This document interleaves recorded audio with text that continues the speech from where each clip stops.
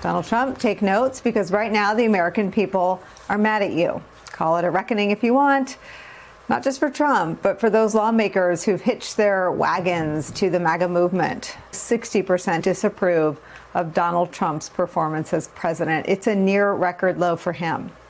On tariffs, which are the signature tool of his economic masterminding, he's 23 points underwater. It's Ken Harbaugh with the Midas Touch Network. The reckoning is coming. As a bleeding heart, Constitution-loving veteran, I wish this was all because of Donald Trump's assaults on our foundational rights and on the dignity of my neighbors. But, as is usually true in peacetime politics, much of this is coming down to Donald Trump's job performance on so-called kitchen table issues. And I'll take it, because if egg and gas prices are what it takes to wake Americans up to the utter incompetence of this administration, we'll use that. It's an opening, a way to talk about the existential issue, Donald Trump's creation of a police state and a private army, ICE, that answers only to Donald Trump. There are a handful of places in this country that can serve as a real test of just how unpopular Trump's populism really is, and Montana is one of them. That is a state that Trump won in the last election by nearly 20 points. But even in blood-red Montana, there are signs of a mood shift.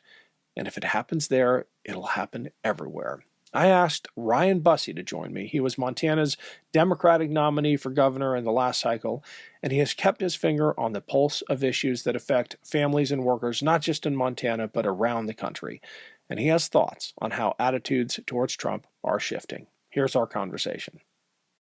Welcome to the Ken Harbaugh Show. I've got Ryan Busse back. He is a former firearms executive turned whistleblower, gubernatorial candidate in Montana, and an outspoken advocate not just for gun safety, but for public lands, for the working man down there and woman down there in Montana. Ryan, how's it looking now? There seems to be a vibe shift across the country, but Montana is its own thing. Yeah, well, I hope there's a vibe shift, because the real impacts of what working people and just average everyday Montana citizens are feeling from the Republican GOP MAGA control and policies. I don't know the scientific term for it, but ain't good. The stuff that we're staring down the barrel here of is frightening. The Medicaid cuts alone, I think, have the real potential to close a huge number of rural clinics and hospitals in this state and remove tens of thousands of Montanans from healthcare coverage. That, combined with what they're doing to the ACA and the reimbursement rates, it's going to be a healthcare disaster. Of course, we've seen the overt attacks on public lands, which are a huge deal to Montanans, but a huge deal to people who visit and vacation and go to places like Glacier Park and the Bob Marshall Wilderness and the Frank Church Wilderness and the Big Hole River and the Missouri River places. You fly fish and you dream of coming to Montana. So those are having real impacts for us, for our economy, and for everybody else. And I think voters are, and I focus on kind of the crossover, not the MAGA diehards.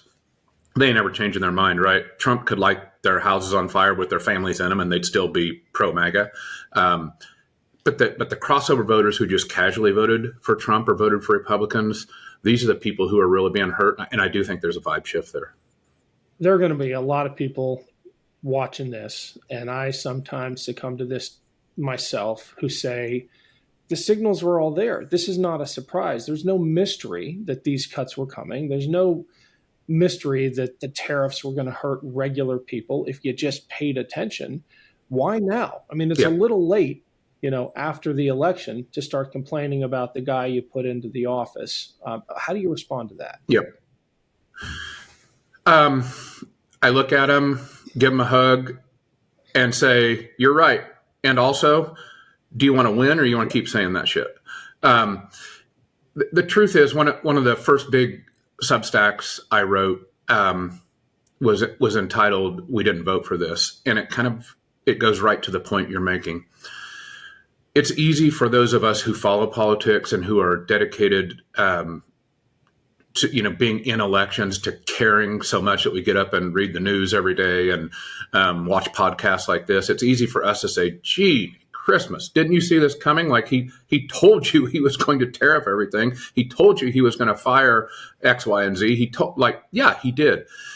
But most of the people who, the voters that we're talking about, even though they technically voted for that side of the aisle, they didn't vote for this. And by this, I mean, they're not tuned into politics like you and I are. They didn't know or glossed over the sorts of policy impacts, the sort of gutting of Medicaid, the Project 2025. Like that was just all, like I say, it's like Charlie Brown's teacher talking, like wah, wah, wah, wah, wah, wah, wah. Like they don't hear that stuff. And I know that's frustrating to those of us who do. Now, the people on the far right, the MAGA diehards, yeah, they heard it. They like it. They want ICE mask scaring U.S. citizens, ripping apart families. They want that. They want Medicaid gutted. They want people to go without health care.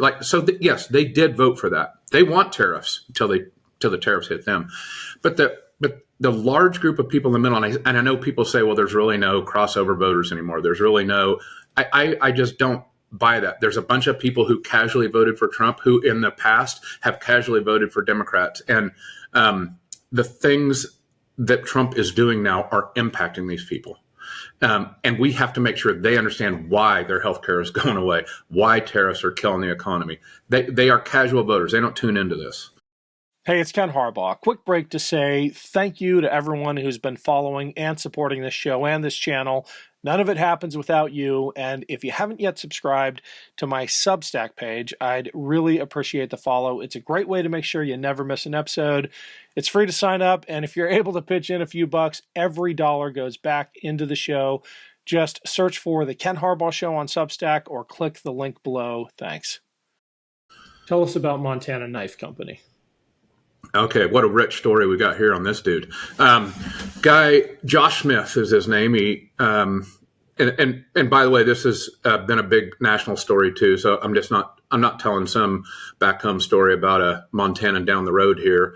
I am that, but it's a bigger story than that. So Josh is a huge MAGA influencer, starts a podcast, quits his job, and he's a casual knife maker 5 or 6 years ago in his garage, builds nice knives, like hunting knives, some kitchen knives, starts a company 5 years ago called Montana Knife Company.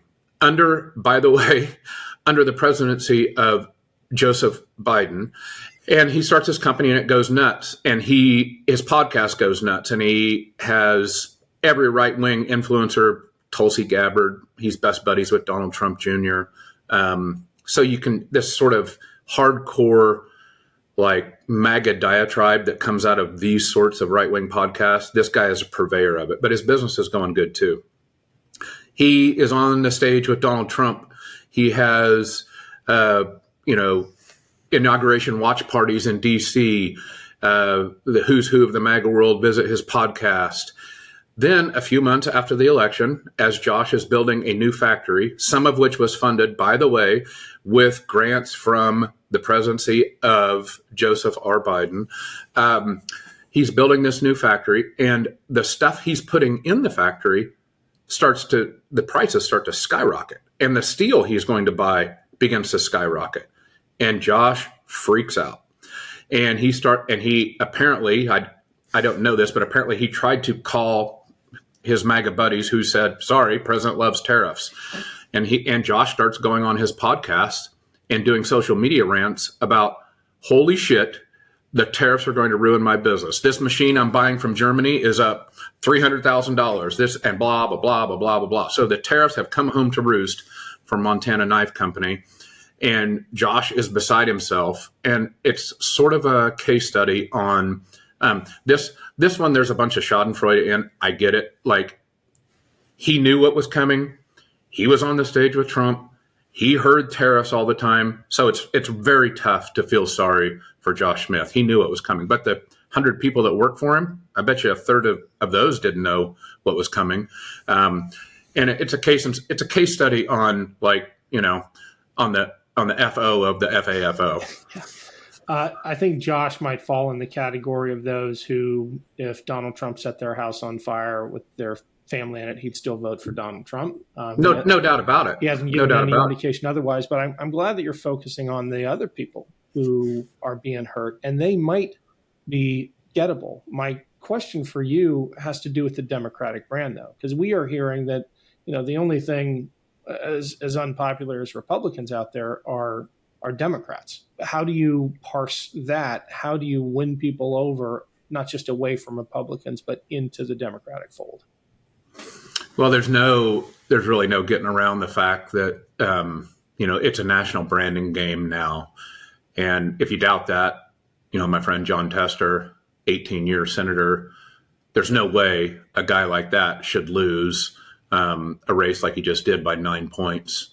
And he didn't lose because he was a bad senator. He didn't lose because he didn't have his own brand. He didn't lose because he didn't have enough money. God knows. Gee, many Christmas. It's the most expensive Senate race per capita in the history of the country. But the reason John lost, and I think the reason I lost and other Democrats here lost, is because the national brand of the Democrats had been so successfully sullied by the Republican machine, and frankly, by Democratic intransigence and stupidity, that we are where we are now. Now, how do you fix it? Honestly, I think it's people like you, like me, who just, we get out and do and say the things that we do and say in private. And I know, because I've done it, like this, the sorts of fear that the Democratic groups, the advocacy groups in the Democratic sphere have forced to be permeated through Democratic campaigns has got to stop. For instance, look, I'm a pretty plain-spoken dude. You can probably see, like, I don't hold a lot back. And even in our campaign, there were times when we didn't say it exactly like we should have said it. We didn't come out. Why? Because you're afraid that there's some advocacy group in the room that might get pissed off and go write an internet diatribe. And, and we just have to be done with that. There these small little slivers of advocacy groups that are controlling us being real people. That, like, these casual voters, they see that, right? The carefulness with which the Harris campaign controlled her sort of social media presence, podcast presence, the average voter sees that. They now want people to be real people, to, like, have a beer, to cuss, to say a politically incorrect thing once in a while, to give your real opinion, to get pissed off like normal people get pissed off about working conditions or healthcare. Like, we say all these things as Democrats, we say the country's in peril, we say health, but we don't act like it. We don't, like, as a party, that doesn't permeate our actions like a normal person would act. And I think it just is going to take leaders to get out there and do what we know we should have been doing, which is be normal humans. I think authenticity is definitely the name of the game these days. But I also think there's a massive role that disinformation played. When you look at surveys of Republicans, those crossover voters especially, who voted for Trump, and what they actually believe or believed about the Democratic Party, it was like off the charts false. It was based on disinformation, especially around those three areas: the economy, crime, and immigration. They believe things about the Democratic Party that just weren't true. So as important as authenticity is, I also think we're losing the information battle. This is a communications problem as well. Yeah. Well, but so take that immigration one. And there were a lot of us, including Tester, who knew that early on in Biden's presidency, this, like, I really think the dereliction of duty on the border with the Biden administration led to the disastrous, anti-constitutional, evil shit that we are seeing now. And Democrats should have said that. You can't have 4 years of taking your eye off the ball like the Biden administration did and then not have some reaction. Now, again, you and I know that this reaction of basically hiring, cops who have been kicked off the force because because they can't abide by normal rules of decent behavior, and hiring them as ICE agents, giving them a mask and an AR and telling them to go like raid Walmarts and Home Depots, like that is going to lead to horrific constitutional and freedom challenging problems, and has already. And it's just wrong. Well, Ryan, we're going to have to leave it there. Thanks for the updates. Fingers crossed for Montana. Let's check in again soon. Yeah, man. Thanks for taking the time.